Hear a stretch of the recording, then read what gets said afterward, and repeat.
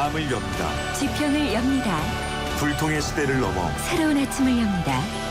신율의 출발 새 아침. 신율의 출발 새 아침 3부 순서 광고 듣고 시작합니다.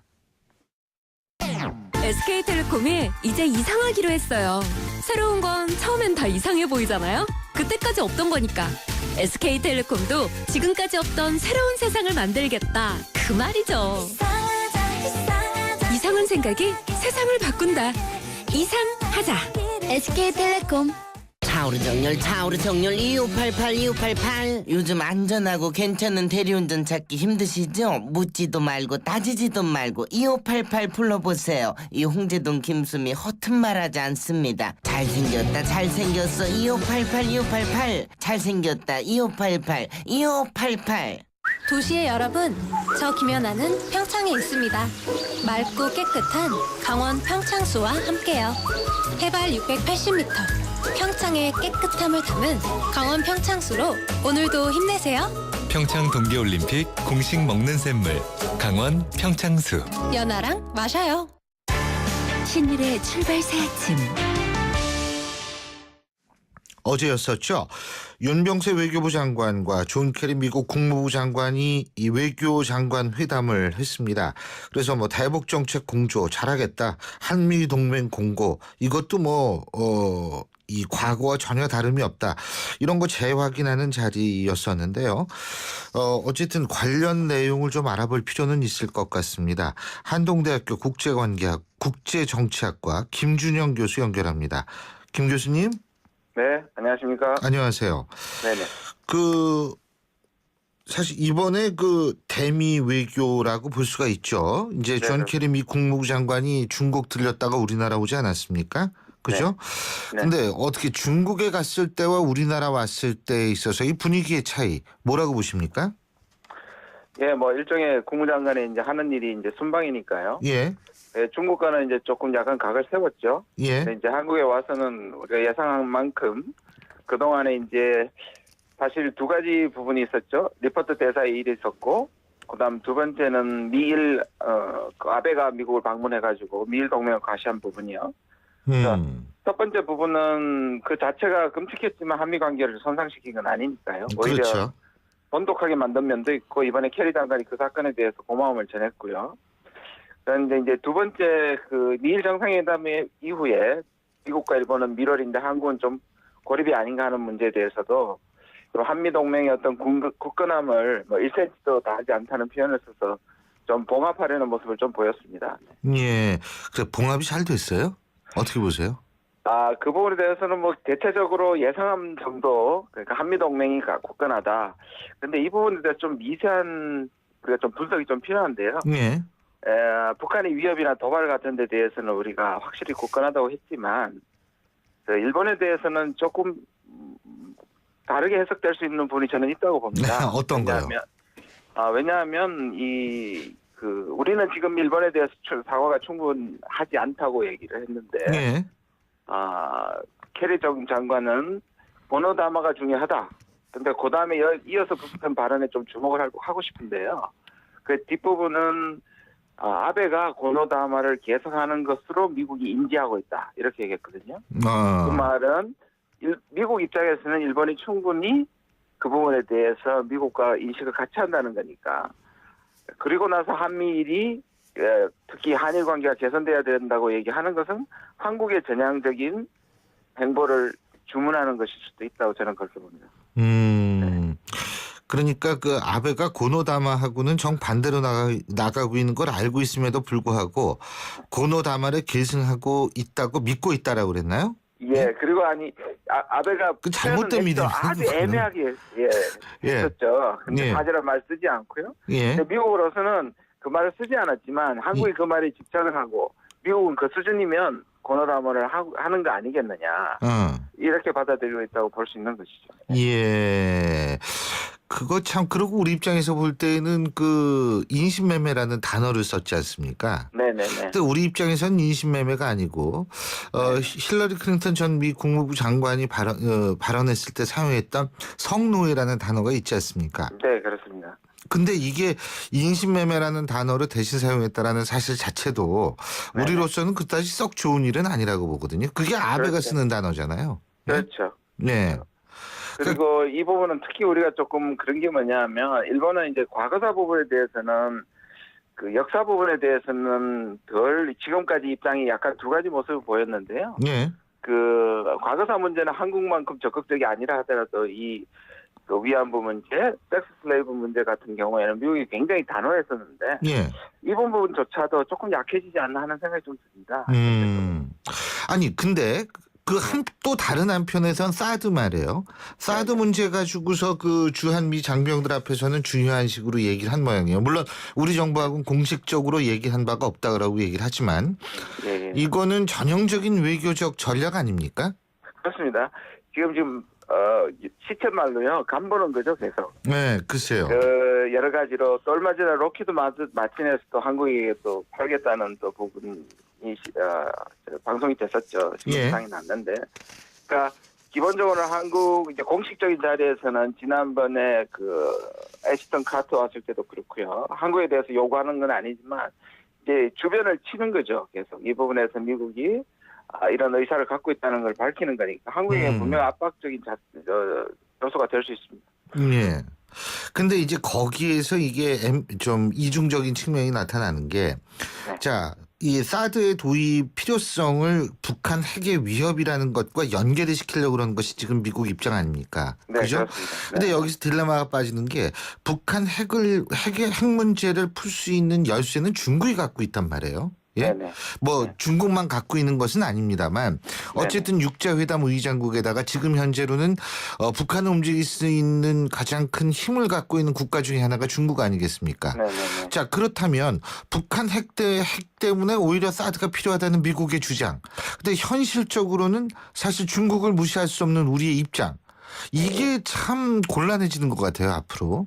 네, 정확하게 보셨습니다만 예. 이 오바마의 8년 동안 우리 전략적 인내 정책이라고 하지 않습니까? 예. 그 중에 이제 그 핵심이 뭐냐면 미국은 북한이 변하기 전에 미국이 직접 나서서 소용없는 대화를 하지 않겠다는 것이고 그 사이에 지금 말씀하신 것처럼 중국을 보내서 북한을 압박시키면 또는 중국과 합쳐서 지금까지 단기를 걸었던 중국과 합쳐서 5개국이 북한을 압박하면 지금까지는 달리 북한이 굴복하지 않을 것이냐 이런 구도를 가지고 있거든요. 예. 그런데 중국은 미국이 원하는 방식의 압박으로 지금까지 북한을 다룬 것이 아니라 예. 오히려 쌍방을 화해시켜서 육자회담으로 끌고 가는 대화 국면으로 가라는 방향으로 갔거든요. 예. 그러니까 미국이 원하는 방식에 처음에 기대했던 중국의 역할은 아니었습니다. 그런데 최근에는 지금 북한의 어떤 여러 가지 도발을 강조하고 하는 문제는 이제 좀 제가 해석하기는 약간 활용의 국면이라고 봅니다. 예. 활용. 다시 말해서 북한의 핵 문제가 당장 해결하기 힘들기 때문에 예. 오히려 북한의 위협을 강조함으로써 그걸 활용한다. 활용하는 거죠. 이거 미일 동맹을 강화시키고 예. 사드 문제도 해결 좀 하고 예. 그런 방식 해결보다는 북한 문제를 오히려 위기를 활용한다는 측면이 아하. 있는 것 같습니다. 네. 그것이 그렇게 된다면, 그러니까 네. 지금 사실 미국의 전략이라는 건 지금 중국을 예를 들면 하나의 예입니다만 네. 인터넷에 있어서의 자유를 허용한다라는 식으로 해서 중국을 압박하고 한쪽으로는 네. 그리고 북한을 활용해서 미일 동맹이라든지 거기에 우리나라도 끼워놓고 결국 네네. 이런 전략으로 나간다는 거 아닙니까? 네, 맞습니다. 근데 그러면 우리는 어떻게 중국하고 척지고 살 수는 없잖아요. 그렇죠. 그게 우리의 큰 문제죠. 네. 네? 그러니까 이게 그 캐리 미 국무부 장관이 우리나라 와가지고 어떻게 우리 입장이 더 좀 곤란하고 꼬인 것 아니냐 이렇게 생각할 수 있는 부분도 있겠어요. 그러면? 네, 그렇습니다. 근데 확실히 우리가 좀 짚어야 될 부분은 미국이 이제 한미 일의 어떤 삼각동맹 또는 그 협력을 굉장히 원한다는 점에서 우리를 예. 달랠 필요도 분명히 있고요. 그런 점에서 캐리가 어느 정도는 달렸다고 생각을 합니다. 예. 지난번에 있는 걸. 그러나 이제 근본적인 구도는 변하지 않았거든요. 말씀하신 것처럼. 그래서 미일 동맹을 강화시키고 이제 집을 지어놨다. 그러니까 한국이 들어올 거냐 안 들어올 거냐 하는 부분에 대해서는 우리 그걸 기다리는데 네. 결국 우리가 들어가야 할 집이 중국과 대척되는 일종의 진영이 되면 예. 군사 진영이 되면 결국 중국하고 척지는 거 아닙니까? 그렇죠. 그러나 이런 방향으로 가지 않기 위해서는 결국 한반도 문제, 특히 북한 문제를 해결하는 수밖에 우리의 카드는 단계가 좋아져야만 아하. 그 미일 동맹이 지은 집이 군사적인 어떤 진영이 안 된다는 것이죠. 그런 점에서 우리가 카드가 좀 늘어나야 하는데 예. 계속 지금 이번에 이 북한을 놓고 한미공 동맹을 강화하는 방식은 예. 그리고 지금 캐리가 와서 특별히 그 직접적으로 북한을 비난했거든요. 예. 뭐 지금 성격 언급까지 했지 않습니까? 예. 김정은의 성격이 그렇고. 뭐 욕먹을 인간적으로- 짓은 하죠 북한이.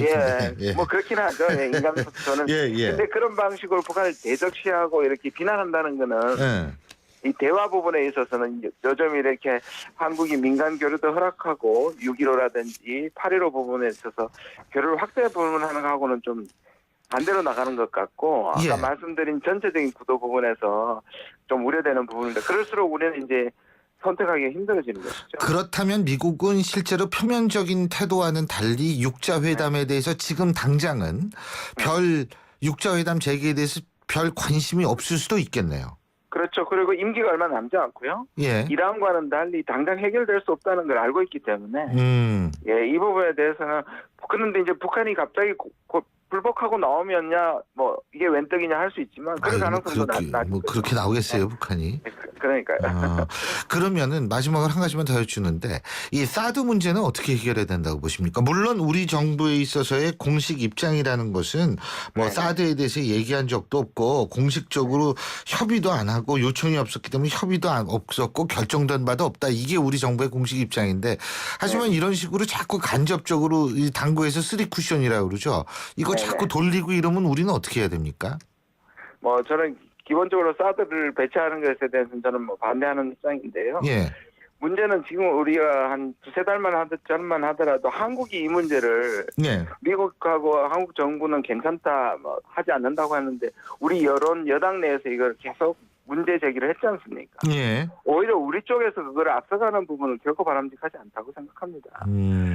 미국이 요청을 해야 되고 만약에 우리가 사드를 하더라도 예. 미국 돈으로 미군 부대에 해야 된다는 그런 예. 방식으로 가려면 우리가 자꾸 이렇게 이 문제를 당겨서 논의할 필요는 없다고 생각합니다. 자꾸 미룰 필요가 있고요. 예. 또 아까 말씀드린 것처럼 근데 지금 이미 뭐 잠수함 얘기가 나오고 하면서부터 그 문제도 많이 들어갔거든요. SLB. 근데 우리가 너무 빨리 들끓어서 미국의 필요를 오히려 압박을 당기는 측면이 있거든요. 우리는 미루면 미룰수록 좋고요. 남북 관계가 해석에 많은 이렇게 좋은 방향으로 가게 되면 그 부분의 필요성도 떨어지기 때문에 예. 이런 부분을 감안해서 좀 지혜롭게 하는 것이 중요하다고 생각합니다. 예, 잘 알겠습니다. 오늘 말씀 잘 들었습니다. 고맙습니다. 네, 감사합니다. 지금까지 한동대학교 국제관계학과 김준형 교수였습니다.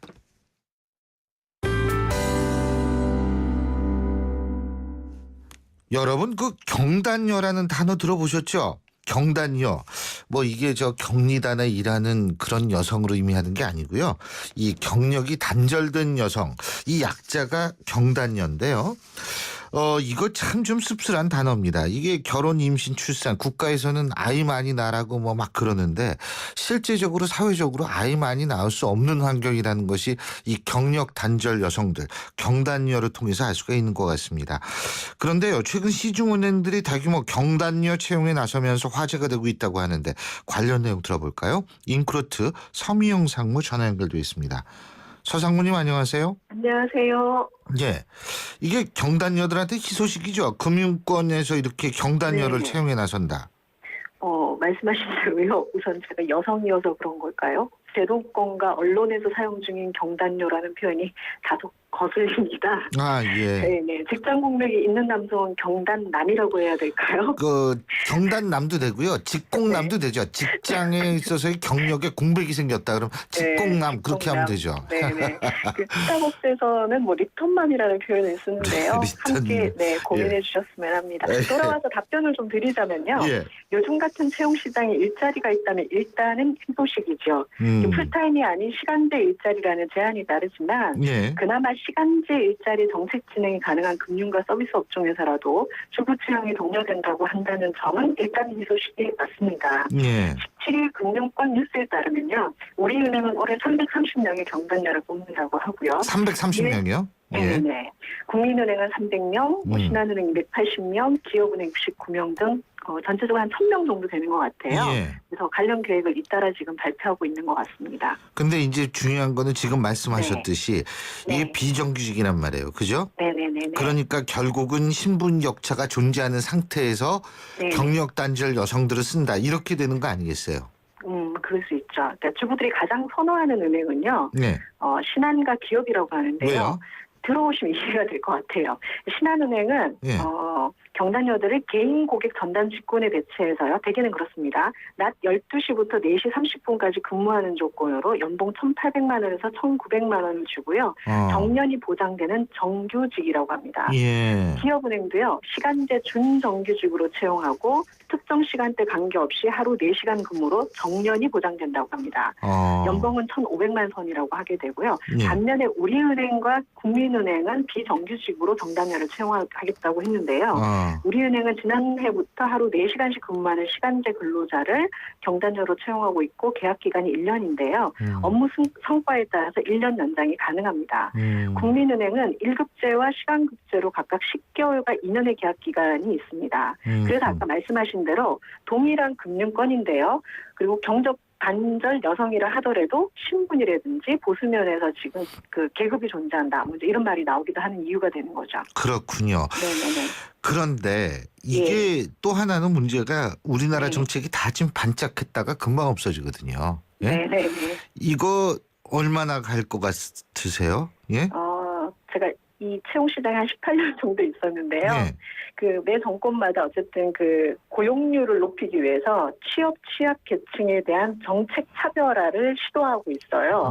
근데 문제는 말씀하신 대로 그 반짝, 지속 가능성이 문제인데요. 그렇죠. 특히 경력 단절 여성의 정책적 결과가 지금처럼 저임금의 비정규직에 그치게 된다면 그 가능성이 더 높아지겠죠. 예. 네. 그리고 무엇보다 지금 기업들이 성장에 의한 인력 투자가 아니라 그렇죠. 이런 정책에 따라서 가는 이제 맞아요. 그 채용이라고 하면 중요한 점이 PO를 기업은 나눌 수밖에 없다는 예. 거죠. 즉 고졸이나 이런 이제 경단녀의 TO를 주게 되면은 다른 계층의 TO는 어떻게 되겠습니까?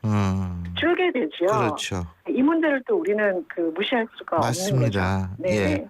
근데 뭐 은행 말고 딴 데서 이렇게 경력 단절 여성들 채용하는 기업은 없어요? 있습니다. 민간 기업에도 지금 그런 시도들이 있고요. 앞서 예. 제가 스타벅스 소개를 드렸는데 예.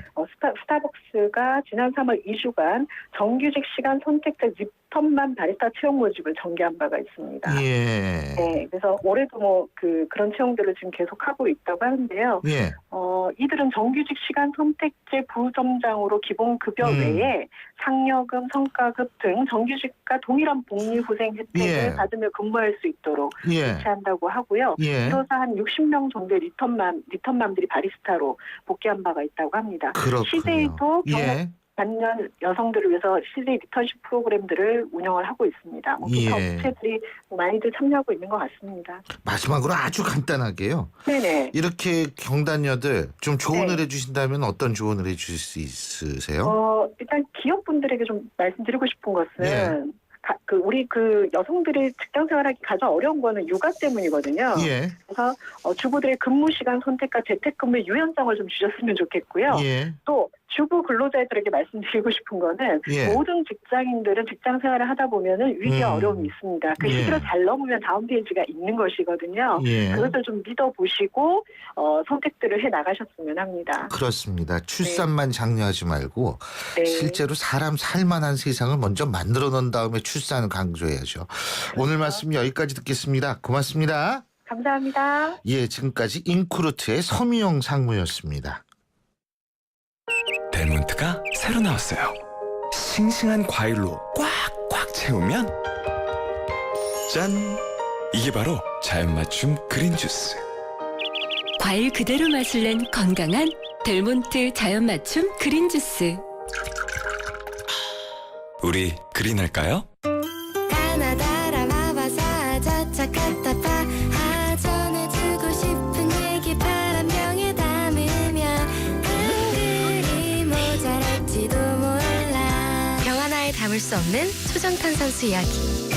파란을 일으키다. 초정탄산수. 가정의 달 5월 쉐보레 5대 차종과 함께하는 쉐보레 러브 패밀리 페스티벌. 지금 스파크, 크루즈, 말리부, 올란도, 캡티바 구매 시 최대 3년 무이자 할부 또는 최대 200만 원 할인. 혜택도 역대급. 5월 한 달간 일부 모델 제외 홈페이지 참조. Chevrolet. Find new roads. 신율의 출발새 아침 3부 순서는 여기서 줄입니다. 잠시 뒤 4부에서 뵙죠.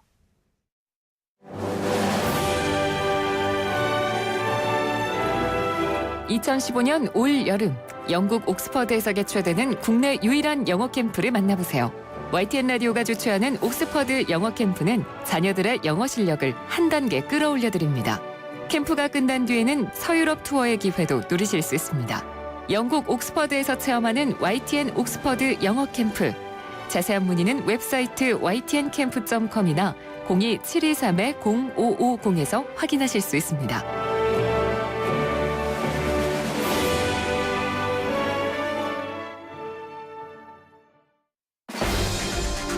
날카로운 분석, 내일을 보는 시선, 신율의 출발새 아침. 신율의 출발새 아침 4부 순서 광고 듣고 시작합니다. 바람이 불어오는 곳. 다가오는 여름 에어컨이 2개라면 얼마나 시원할까요? 바람에 내 몸 맡기고 하나의 바디, 2개의 에어컨. LG 휘센 듀얼 에어컨. 모두 다 하나 되어 대한민국 만세. 모두 다 행복하게 대한민국 만세. 마음을 나누어요. 행복을 만들어요. 광복 70주년 하나은행과 외환은행이 금융으로 대한민국 만세를 외칩니다. 대한민국 만세. 안녕하세요. 최지우입니다. 유플러스 제로클럽 시즌2 알고 계세요? 스톤폰 할부금이 남아있어도 부담 없이 지금 바로 최신폰과 만나세요. 6개월간 할부금 제로, 최신폰을 부담 없이 갖는 유플러스 제로클럽 시즌2. 할부원금 6개월 납부 이후 24개월 균등 상환. 7월 31일까지 자세한 사항은 홈페이지를 참조해주세요. 안녕하세요. 차승원입니다. 제가 문제 하나 낼게요. 닭강정은 차갑게 먹어야 맛있을까요? 뜨겁게 먹어야 맛있을까요? 정답은 버거로 먹어야 맛있습니다. 닭강정과 버거의 운명적 만남. 접사바 롯데리아 강정 버거. 롯데리아. 예, 8시 32분 32초 지나고 있는 지금 이 순간 교통 상황 궁금하시죠? 교통 상황 알아보겠습니다. 김미란 캐스터. 네, 출발새 아침 교통정보입니다. 우선 도심 선유로 경인고속 입구 방면 양화대교 남단 교차로 하위차로에서는 차량 간의 추돌 사고가 나 정체입니다. 통일로 서울역 방면 홍지역 4번 출구 앞 하위차로에서도 차량 간의 추돌 사고가 나 정체가 되고 있는데요. 이 뒤로 오는 차량들 가중되고 있습니다. 홍은사거리 이전부터 녹번역까지 서행이니까 각 구간 참고해서 안전하게 지나시기 바랍니다. 한강을 따라 강변북로 일산 쪽으로는 한남대교에서 반포대교 구간 3차로에 있던 고장 차량은 우측 갓길로 이동하면서 이제는 큰 어려움이 없습니다. 이전 동호대교부터 정체가 되고 있는데 다시 한강대교까지 속도가 내려가 있습니다. 서부 간선도로 따라 안양 쪽으로는 목동교부터 금천교까지 아직은 거의 전 구간 밀려 지나고 있는데요. 반대 도심 쪽으로도 고척교에서 목동교까지는 시속 30km 서행입니다. 동부간선도로 도심 쪽으로 상계교부터 월계 1교 구간, 다시 군자교부터 성수 분기점까지 속도가 내려가 있습니다. 그 밖에 분당 수서로는 청담대교 방면 장지 나들목부터 탄천 1교까지 아직은 서행입니다. 출발새 아침 교통정보였습니다.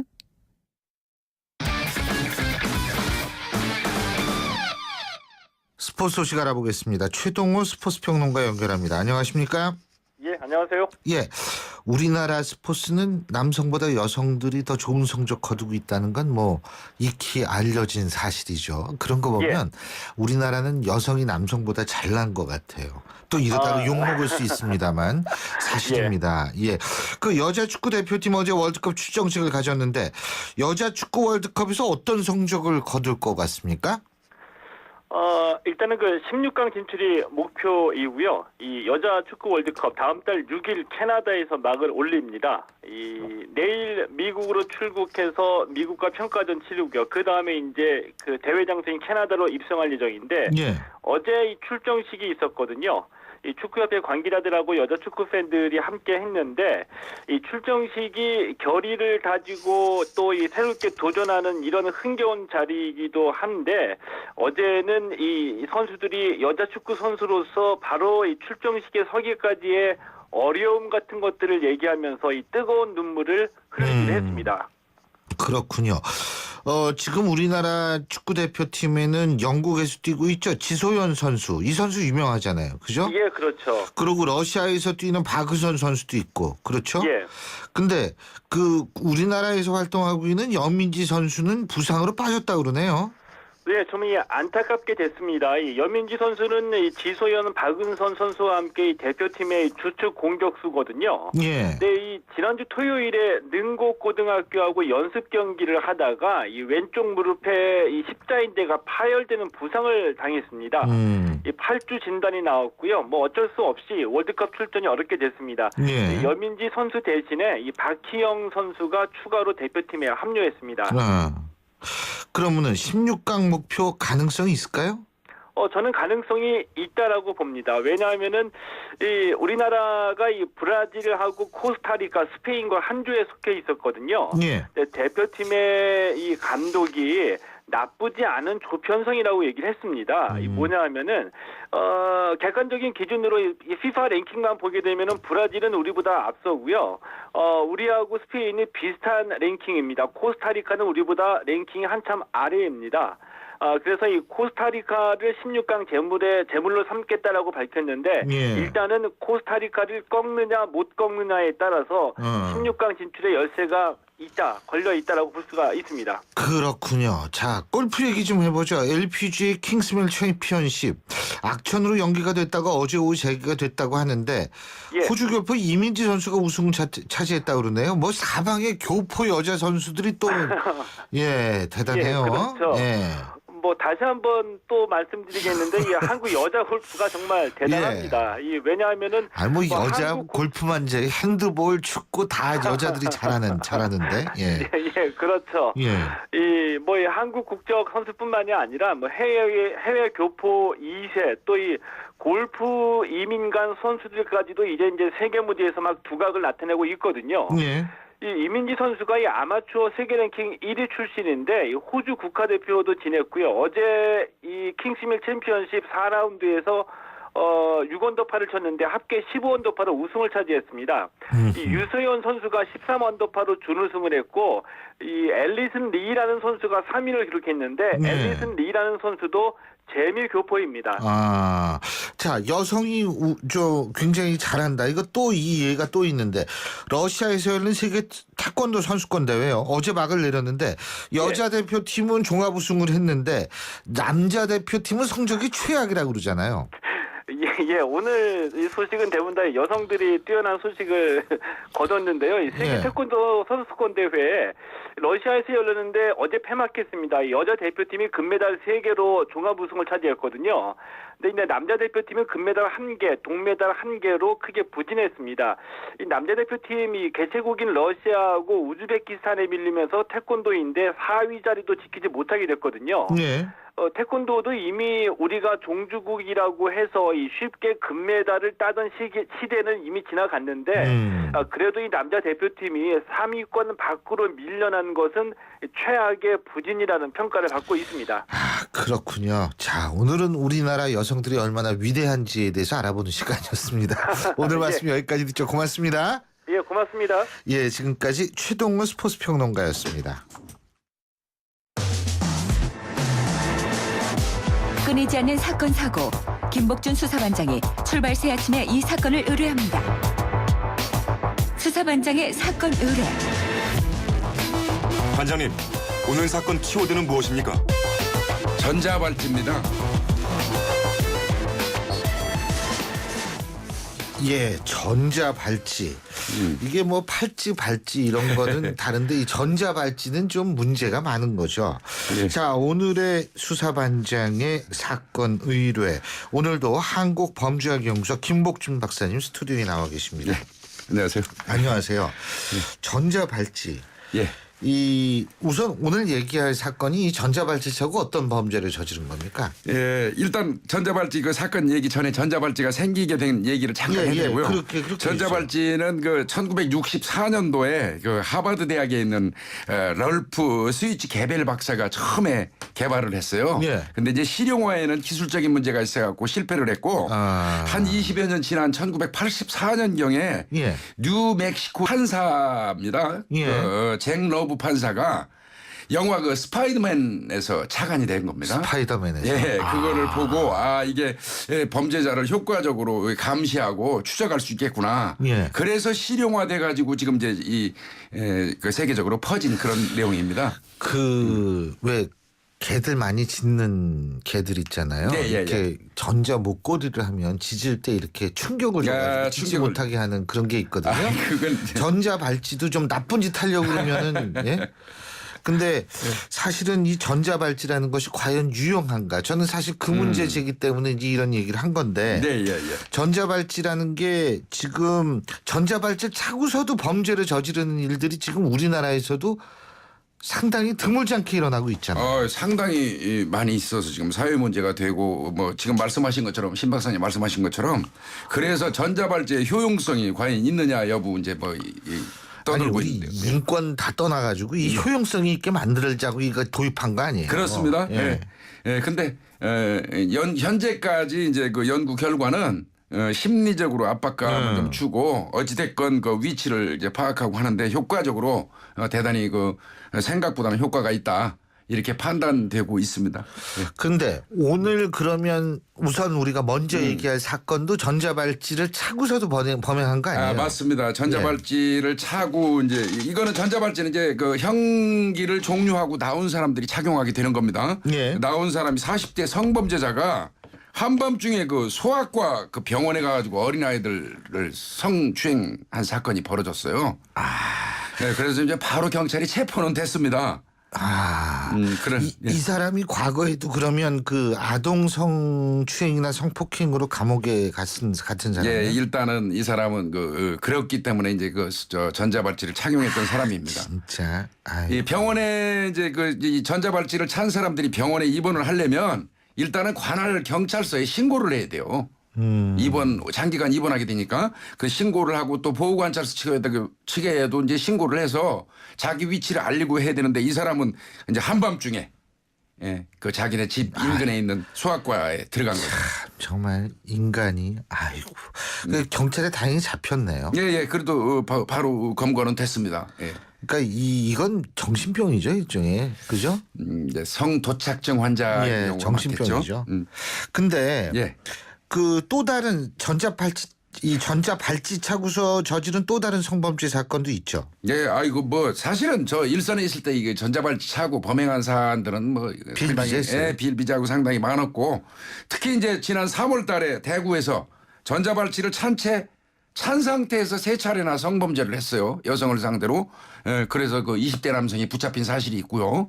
또 저번 달이죠. 4월 달에는 그 서울 청계산 인근에서 전자발찌를 끊어놓고 달아났는데 그 30대 성범죄자가 그 사람도 한 열흘간 도주 행각을 벌이다가 결국은 경찰에 의해서 검거가 된 그런 사례가 있습니다. 근데 김 박사님 이거 어떻게 끊기가 쉬운 모양이죠? 이렇게 이게 문제입니다. 펜치 같은 걸로 이렇게 끊으면 끊어져요? 가위로도 이제 좀 가능한데요. 그래서 이제 법무부 쪽에다가도 그렇고 문제가 제기되니까 이게 이제 이 전자발찌는 3개 시스템으로 되어 있습니다. 발목에 차는 그 발목 우리가 일반적으로 알고 있는 거. 그다음에 플러스 위치 추적 GPS가 장착된 수신기가 있어요. 그거는 이제 그 발목에 찬 거하고 수신기가 1m 이상 떨어지면 발목에서 경보음이 계속 윙윙 울리게 됩니다. 그건 어디다 차는데요, 그러면? 그러니까 이제 발목에 찬 발목에다 전자발찌를 차잖아요. 차고 GPS는 자기 몸에 항상 소지하고 다녀야 됩니다. 그래야지 서울 휘경동에 있는 보호관찰소에 그 사람의 위치가 계속 추적이 되는 것이죠. 아니 그 발찌에다가 GPS를 장착을 못 하나요? 그래서 이제 조금 전에 신 박사님 말씀하신 것처럼 그래서 이제 일체형으로 좀 만들자. 발목에 있는 거하고 수신기 별도로 갖고 있지 않게 하고 일체형으로 하고 내구성을 좀 강화시켜가지고 쉽게 자르지 못하게 하자.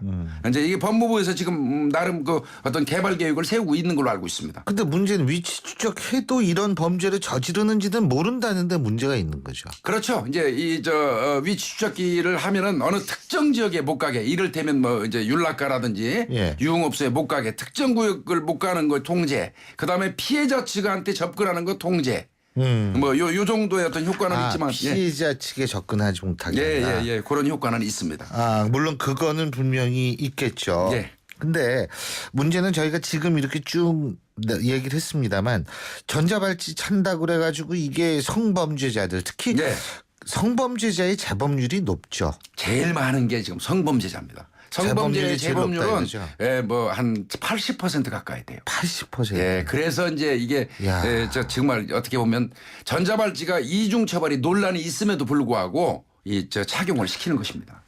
아니 뭐 인권적으로 얘기를 한다면 CCTV도 다 없애야 되고 그렇죠. 예? 전자발찌도 체험 안 되고 근데 이제 제가 좀 인권적 의식이 희박해서 그런지 모르지만 사실은 잠재적인 피해자를 양산하는 그 피해자 잠재적 피해자들의 인권을 전 먼저 생각해야 된다고 보거든요. 사실.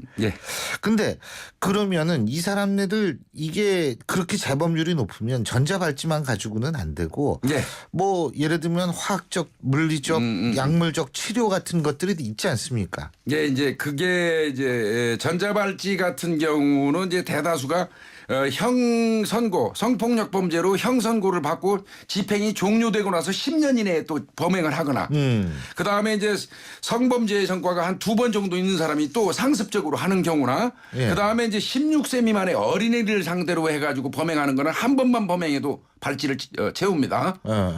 그 다음에 이제 뭐 필요상 뭐 전자발찌 전력이 있는 사람이 또 찾다. 또 범행을 했다. 그러면 이제 하는 건데 거기에다가 이제 플러스 돼 가지고 요즘에는 작년부터 강도상해까지 상습적인 강도상해 그다음에 살인범 그다음에 유괴범 이게 이제 전자발찌 그 대상자입니다. 유괴범도 들어가는군요. 예, 들어갑니다. 2009년부터 유괴범도 들어갑니다. 그런데 어쨌든 이 전자발찌라는 거 그 아까 많이 보셨다 그랬잖아요. 현직에 있을 때. 생각보다 많이 있었습니다. 그렇죠. 그러면은 전자발찌 차고 있던 사람이 범죄를 저지르고 다시 잡혀오는 경우 치즈를 잡은 경험이 있으실 거 아니에요? 네, 그렇죠. 그죠? 이제 요즘에는 그나마 또 이제 공조가 돼요. 초창기 2008년도에 이 전자발찌 제도가 시행되고 난 이후에는 사실상 그 보호관찰관들의 직무입니다. 경찰의 직무가 아니라. 근데 보호관찰관이 진짜 이 법무부 소관인데 200명 남짓이에요. 그러다 보니까 이분들의 어떤 힘으로 이 전자발찌를 차고 밖에 나간 사람들이 끊고 도주하거나 재범을 하거나 이런 경우에 효과적으로 대처를 못 했었어요. 그런데 그 사람들이 하다 보니까 경찰하고 연계가 사실 안 됐어요. 초창기에는 한 2, 3일씩 걸려가지고 겨우 경찰에 통보가 오고 저희가 뒤늦게 뭐 경찰관들이 출동해서 수사해가지고 어렵게 검거하고 이런 사실들이 있었거든요. 근데 이제 그나마 지금은 조금 이제 그 보호관찰소하고 이 경찰하고 업무 협약이 돼가지고 지금은 좀 나았습니다. 초창기에는 왜 경찰에 협조를 안 해줬냐면 인권 측면에서 그 사람들의 출소 이후의 사람들이니까 인적 사항을 경찰이 넘겨주는 걸 꺼려했었습니다. 법무부에서. 참 어쨌든 뭐 인권도 중요하겠지만 피해자를 양산하지 않는 방향으로 분명히 나가야 될 것 같고요. 그럼요.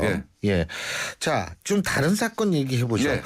이거 참 말씀드리기도 좀 뭐한데 이 산촌, 농촌 이런 거 체험하는 체험센터에 아이를 보냈는데 아이가 갖고 간 햄스터를 삼킨 거기 아유. 이게 이제 전북 정읍에서 발생했죠. 그거 어떻게 된 일이에요, 이거? 이제 아마 그 도시에서 학교 다니던 아이들을 이제 그 시골에서 학교 다니도록 이제 귀농 비슷하게 그 이제 산촌 유학원이라고 유학원 비슷한 유학센터 이제 시골에서 교육받도록 거기에 한 7, 8명의 학생들이 적응하기 위해서 이제 그 숙식하면서 있었던 모양인데 거기 생활지도 교사를 하시던 분이 학생이 가지고 왔던 햄스터가 이제 애들이 꺼내면서 죽기도 하고 도망댕기고 아마 이제 자기가 교육하는데 좀 불편했었던 모양이에요. 이제 어제 조사를 받고 본인은 그렇게 얘기를 했습니다. 경찰이 조사받고 햄스터가 발을 물어가지고 순간적으로 격분했다. 이제 뭐 그래가지고 했던지 뭐 어떤 이유에서인지 모르지만 또 평상시에 뭐 어렸을 때 쥐한테 물렸던 트라우마가 있어서 그랬다 이런 얘기를 하긴 하거든요. 근데 하여튼 쥐가 햄스터를 자기가 아이들 학식 그 어린 아이들 아닙니까 유아들 초등학생이 보는 앞에서 햄스터를 입으로 물어 죽이고 그거를 입으로 삼켜버렸어요. 아주 그냥 뭐 이거 저 엽기적인 일을 아이들이 본 거거든요. 예. 그 옛날에 V라는 영화가 있었어요. 거기서 그 이구아나 쥐 먹고 막 그 외계인들이 그거네요, 완전. 예. 그거를 이제 우리 그 나이 먹은 사람들은 그 연상하게 되는데 아마 그거를 그 앞에서 본 아이들은 이제 그 외상후 스트레스 증후군 PTSD 놀라가지고 이 부분도 분명히 상담 치료가 필요할 것 같고요. 아주 그 가히 엽기적이고 충격적인 장면이었기 때문에 그리고 사실은 본인이 그런 행위를 한 그 본인도 제가 판단할 때는 뭐 생활지도교사 2급 자격증을 갖고 있다고 하지만 인성검사나 심리검사 이거 반드시 해야 될 필요가 있다고 생각합니다. 분명히 정상적인 어떤 사고에 의해서 행위한 건 아니라고 보여지거든요. 아니 그걸 어떻게 먹어요. 아이고. 근데 예. 아유 막 소름 끼치네. 아유 근데요. 예.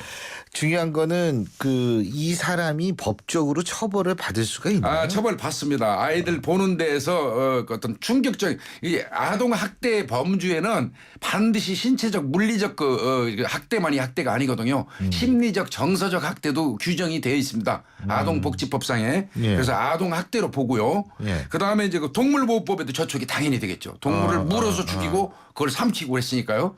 그래서 예. 이분의 혐의는 아동복지법상의 아동학대 플러스 동물보호법으로 이 처벌을 받게 됩니다. 근데 뭐 쥐에 트라우마가 있었다. 트라우마가 있으면 그게 이제 쥐를 멀리하게 되지. 막 쥐를 보고 물어 죽인 다음에 그걸 먹지는 않죠. 그게 말이 안 됩니다. 그거는 그러면 피하기 급급하죠. 예. 자, 한 가지만 더 얘기해 보죠. 예. 이것도 좀 충격적인데 2살 된 아기를 3층 비상계단 난간에서 던져서 결국 살해한 발달 장애 아동한테 법원이 무죄를 선고를 했습니다. 이게 부모 보는 앞에서 이루어진 사건이죠. 네, 맞습니다. 그죠? 부산 사하 아마 생활복지관 내에서 일어난 사건인데 엄마가 아이를 이제 진료하기 위해서 갔다가 2살짜리 아이를 자기 아이를 손붙잡고 19살 먹은 180에 100kg래요. 그 친구가. 그 친구가 이제 발달 장애 1급인데 애를 손붙잡고 막 난간 쪽으로 가니까 그러지 말라고 말렸어요. 어머니가 침착하게. 그럼에도 불구하고 어머니를 보면서 씩 웃고 그냥 한 10m 밑으로 던져버려 가지고 그 즉시 사망을 했는데요. 이 친구에 대해서 이제 검찰에 법원에서 무죄를 선고했습니다. 근데 이제 검찰하고 뭐 이쪽에서는 불복해서 항소를 한다고 그러는데 그 법원의 판단은 그겁니다. 우리 형법상 사물을 변별할 수 없는 능력, 사물을 변별할 수 없고 또 의사를 결정할 수 없는 능력, 즉 말하면 심신 상실의 상태는 책임성 조각 사유거든요. 이런 사람한테 책임을 물을 수 없다. 이제 그런 사유로 무죄를 선고한 것입니다. 14세 미만자한테 책임을 물을 수 없는 것처럼 심신 상실의 상태에서 온정신의 상태가 아니기 때문에 무죄다 이렇게 이제 한 거죠. 그런데 어쨌든 부모들의 입장에서 볼 때에는 또 그냥 물러설 수는 없겠죠. 당연하죠. 어머니가 보는 앞에서 던지는 걸 봤기 때문에 그게 굉장히 충격적이에요. 이 어머니도 사실은. 아마 평생 동안 아마 가슴속에 부모 쪽에서는 이제 항소한다고는 그러는데 그게 계속 이런 판결이 나올 확률도 있겠죠. 안타까운 사연이지만 법상으로는 책임성 조각 사유에 해당이 되기 때문에 심신이 상실된 상태라고 판단이 되면 도리가 없는 거죠. 알겠습니다. 오늘 말씀은 여기까지 듣겠습니다. 고맙습니다. 감사합니다. 지금까지 한국범죄학연구소 김복준 박사와 함께했습니다. 오늘도 하품하다 하루가 다 갔어. 착한 활력이 필요해. 기운이 뿅 생겨났어. 활력이 슝슝 생겨났어. 착한 활력 비타민으로 채워주세요. 착한 드링크 비타오백. 금융은 당신의 행복을 살리고 시장의 활기를 살리고 기업의 새로운 기술과 가능성을 살리는 일입니다. 우와, 이런 금융 누가 하나요? 서민경제와 중소기업의 힘이 되는 신한은행이 살림의 금융으로 따뜻한 내일을 만들어갑니다. 신한은행. 피곤해. 또 야근이다. 대리님도 부장님도 모두 힘내요. 50년의 역사 있는 피로회복 드링크. 50년 역사? 영진 구론산 밤원드. 50년 동안 언제나 피로회복에 영진 구론산 밤원드. 5, 4, 3, 2, 1, 0. 5월엔 이자가 제로. 아반떼, 소나타 하이브리드를 5월에 구매하시면 최대 36개월까지 이자가 제로. 이자 부담 제로 프로모션. 선수율 20% 이상. 홈페이지 참조. New thinking, new possibilities. 현대자동차.